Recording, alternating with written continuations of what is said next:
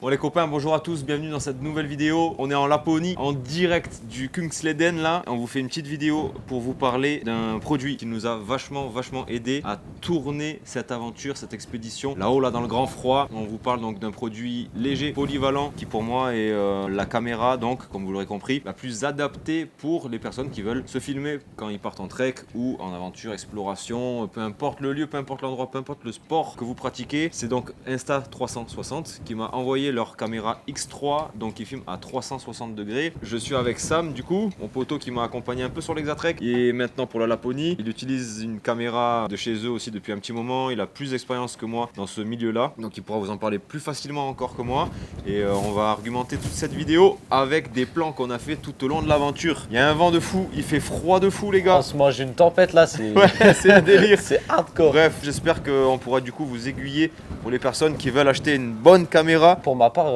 Insta360, ça fait 1 an que je bosse avec ces caméras-là parce que j'ai pas tout le temps quelqu'un pour me filmer quand je suis en train de filmer. J'utilise aussi beaucoup en randonnée, en montagne. C'est une caméra qui est excellente parce qu'on a souvent tendance à emporter beaucoup de poids. C'est relou d'avoir un drone, une caméra, une action cam et tout. Et cette caméra, elle coche un petit peu toutes les cases de la caméra parfaite, j'ai envie de dire. Ouais, un petit peu. Et je pense que si avec une seule caméra emportée, moi sur une randonnée ou une Sur expé, un je trek prendrais d'une ça. semaine par exemple, tu pars directement Ouais, sur c'est une ça. 360. 360 et puis en plus pour être bien light en termes de poids, on peut pas faire C'est mieux, vrai, je c'est pense. vraiment pas mal. Ouais. On peut l'accessoiriser de différentes façons pour économiser du poids. Pour ceux qui sont axés vraiment ultra light, vous pouvez la charger avec des accessoires en plus en fonction des packs que vous prenez chez eux pour un peu plus la custom en fonction de votre activité. Si c'est plus du vélo que vous faites, si c'est de la rando et que vous voulez pareil vloguer avec, vous pouvez vloguer, vous pouvez mettre un adaptateur micro. Donc ça aussi c'est stylé. Il y a une perche de 3 mètres qui peut faire aussi un effet drone quand vous vraiment le déployez en entier. C'est vraiment la classe. En termes d'application, c'est difficile de trouver mieux. C'est j'appuie sur un bouton, ça enregistre, je vais sur mon application et je peux l'exporter en 1 minute avec tout ce que je veux régler sur les plans. En 1 minute, c'est sur Instagram. C'est efficace, c'est classe, je trouve. Et après, moi je trouve que le vrai point fort de cette caméra, je pense, c'est au niveau de la rapidité pour filmer, comme disait Nico. Tu lances, t'appuies ici sur le bouton rec, tu filmes, t'as pas à t'occuper des réglages, t'as pas à t'occuper du cadrage. Alors après, c'est pas la magie non plus parce que du coup, tout le temps qu'on gagne au tournage, on le perd un petit peu au montage, c'est un petit peu plus long du coup à traiter les images. Mais c'est vrai qu'avec l'application, c'est intuitif. C'est vraiment intuitif et c'est vraiment cool à faire, donc bon point positif. La perche est incroyable, tu la déploies, elle est assez longue et en fait elle est dans l'angle mort des deux caméras 360, donc du coup elle disparaît automatiquement dans la vidéo. Comment il fait froid de con. Oh, gros, tout dans la gueule là. Le blizzard dans la gueule, il fait froid Oh de fou. putain, je suis en train de perdre mes watts. On se tue hein. Désolé pour le vent, les gars. Hein. Là, c'est v'là chaud là. C'est chaud de con. Bref, comme vous l'aurez compris, on kiffe. On va faire un petit tour sur l'application rapide, comme ça on va vous montrer un petit peu les choses basiques à faire.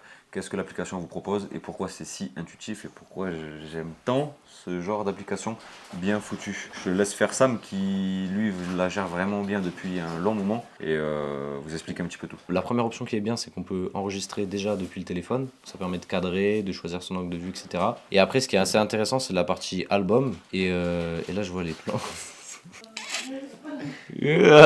C'était obligé.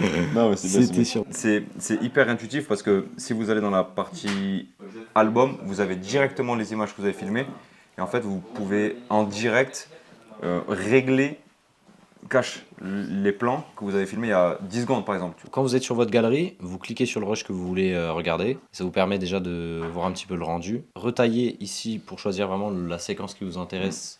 Parce que vous pouvez faire des plans de 3 minutes et choisir que 10 secondes. Donc ici on est sur un format vertical pour les réseaux sociaux, etc. Mais on peut très bien passer sur un format horizontal pour plus de la vidéo YouTube. De toute façon, nous c'est ce qu'on va faire. Si votre rush est en log, là je crois que celui-là il l'est pas. Mais que vous l'utilisez pour les réseaux sociaux, vous allez dans régler et en gros vous augmentez la saturation dans les 50-60 en fonction des caméras, je pense que ça change un petit peu. Et vous rajoutez un tout petit peu de contraste et ça vous donnera un plan avec des couleurs normales sans vous emmerder à passer par un logiciel de montage. Et alors le truc qui est plutôt bien, c'est qu'il y a des fonctions de tracking. Donc vous pouvez sélectionner un sujet, voilà, ça va me suivre moi. Et du coup, vous n'avez pas à vous embêter à tout recadrer à la main. Tout seul, la caméra, elle va se débrouiller pour suivre. Là, elle a pris Nico, du coup. Ça tue. Donc là, je vais arrêter le rendu, bam. Voilà, sur toute cette partie-là, c'est Nico qui est cadré. Moi, j'aime bien cette fonctionnalité, mais je trouve qu'elle est vite limitée. S'il y a beaucoup d'éléments du décor qui changent ou que vous bougez pas mal, le suivi risque de vous perdre. Par exemple, ici, on va choisir de se cadrer comme ça. Pac. Là, il y a le moment où il déplie la perche. Je remets une image clé et en cadrant par exemple plutôt comme ça. Comme ça reste fixé. Ouais. Voilà, ça reste fixé. On choisit l'angle de caméra. Et après, on peut très bien remettre une image clé pour éviter que ça bouge trop. Et je peux zoomer, filmer derrière par exemple la motoneige qui est derrière. Tac. Hop. Et tout seul, ça va lisser les courbes et ça va vous faire des transitions plutôt propres vers l'avant. Tac. Ça tue. Franchement, moi je trouve que de toutes les applications de caméra que j'ai testées, je trouve que c'est vraiment la mieux faite. Il y a un vrai plaisir à récupérer les rushs, à les regarder, à se balader dedans, à sélectionner les parties qu'on veut. Après, il y a même une fonctionnalité qui s'appelle la fonctionnalité Snap. Avec votre téléphone, vous pouvez vous balader dans l'image comme ça et donc filmer comme ça. Je vous montre, tac. Là, je peux filmer, je pense que voilà, je peux zoomer, dézoomer, comme Snap en fait. C'est la même chose que Snap. Là, tac. Sur le plan que vous avez déjà enregistré en fait. Tac, là je me balade, je zoome, là je vais zoomer sur nos têtes, pack, là je filme la tête de Nico. Et voilà. Ça c'est vraiment pratique si vous voulez pas trop vous emmerder à les retravailler, etc. C'est la plus grosse des flemmes, je pense. Ouais, ça c'est vraiment un truc de flemmard de ouf. Nous par exemple, on va retourner dans l'onglet éditer et on va retailler l'image à la durée qu'on voulait, je pense juste avant qu'on ait mis les images clés, voilà. À peu près jusqu'à là, tac. Et une fois que vous avez fait ça, vous appuyez sur exporter là-haut, choisir la qualité en fonction de la taille que ça prend. Faites attention, les plans 360 sont assez lourds. Moi, ce que je vous conseille au niveau du débit, si vous voulez pas trop perdre en qualité, ne montez pas trop parce que dans tous les cas, sur les réseaux sociaux, les applications compressent. Ouais. Donc même si vous mettez la meilleure qualité, votre vidéo elle sera compressée. Et le mieux du coup, c'est de se rapprocher d'un débit à peu près similaire avec l'application sur laquelle vous postez. Comme ça, elle sera pas trop compressée, vous aurez la meilleure qualité. Et en même temps, de la place sur votre téléphone. Yes. C'est cool. T'en as même pas pour 5 minutes si tu veux faire vraiment un truc poussé avec plein de plans, mais sinon, en 15-20 secondes, t'as un truc, c'est carré. Bref, ça c'était pour l'application. On va vous expliquer rapidement un petit peu le topo que nous on a mis en place pour la Laponie, pour vraiment optimiser ce genre de caméra là. On a fait par exemple des plans sur la Pulka, où on l'a accroché directement sur la Pulka, ou posé comme ça, avec sa perche entre deux sacs. Et du coup, vous avancez et du coup, vous pouvez voir qui est devant, qui est derrière. Un plan de haut avec la Pulka. Je pense que ce qui rend le mieux de toute façon, c'est de la tenir à la main. Ouais. Et comme ça monte bien le décor autour. La perche de toute façon est effacée par les angles morts de la caméra. C'est top au niveau du rendu, ça donne l'impression que c'est quelqu'un qui vous filme de l'extérieur. Cette perche on l'a couplée à pas mal d'accessoires parce que du coup on voulait vraiment pousser l'utilisation de cette caméra au maximum là en Laponie. Ce qu'on a utilisé, d'abord la perche comme disait Nico, pour l'installer, on peut toujours la coincer quelque part, la tenir à la main. Alors après ce qu'on a utilisé aussi c'est un petit bras magique et on peut l'accrocher à pas mal de trucs. On l'a accroché à la Pulka, on l'a accroché au bâton. Sur ta caméra? Sur ma caméra, moi j'ai une caméra qui a des vis dessus pour ceux qui font de la vidéo, qui veulent des plans backstage. Moi j'utilise à fond la 360 pour ça. Le truc aussi qui est vraiment cool avec cette cam, c'est de la poser sur un petit trépied. Je sais que Insta360 ils vendent une perche avec un trépied intégré. Ouais, c'est pas mal pour les timelapse ça. Ouais, c'est bien pour les timelapse. Le seul inconvénient de ce trépied là, c'est que du coup vous avez plus la vis d'accroche en dessous. C'est ça.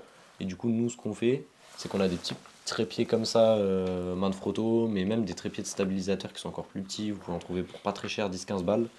Et du coup, vous la vissez dessus, vous mangez, vous posez la caméra à côté de vous. Et en fait, vous pouvez vous faire des timelapses, vous pouvez faire des vidéos. Et toujours pareil, après, en post-traitement, vous pouvez vous balader dans l'image, recadrer comme vous voulez. C'est vraiment pour ça que moi, je trouve que cette caméra, elle est trop bien. Ouais. C'est une caméra qui est très discrète. Ouais. Donc, c'est pas comme les grosses caméras où C'est sûr. les gens sont un petit peu apeurés. Et même, tu vois, quand on croisait des gens sur la route, souvent, on allumait la caméra pour discuter avec eux parce que c'est beaucoup moins intrusif qu'une grosse caméra. Exactement. Et ça permet de faire des petits plans volés un peu comme ça. C'est vrai, c'est vrai. Il y a le côté caméra qui fait, avec l'objectif, le micro, tout ce genre de truc qui fait un peu intrusif. Des fois, les gens sont un peu méfiants. Là, j'ai pu discuter par exemple avec un gardien de refuge quand je suis arrivé qui m'a donné toutes les informations. J'avais ma perche un peu sur le côté, elle est là-bas. Le gars il comprend pas trop, c'est bizarre. La caméra elle est là-bas et nous on est là. Du coup, comme ça fait des plans immersifs mais discrets.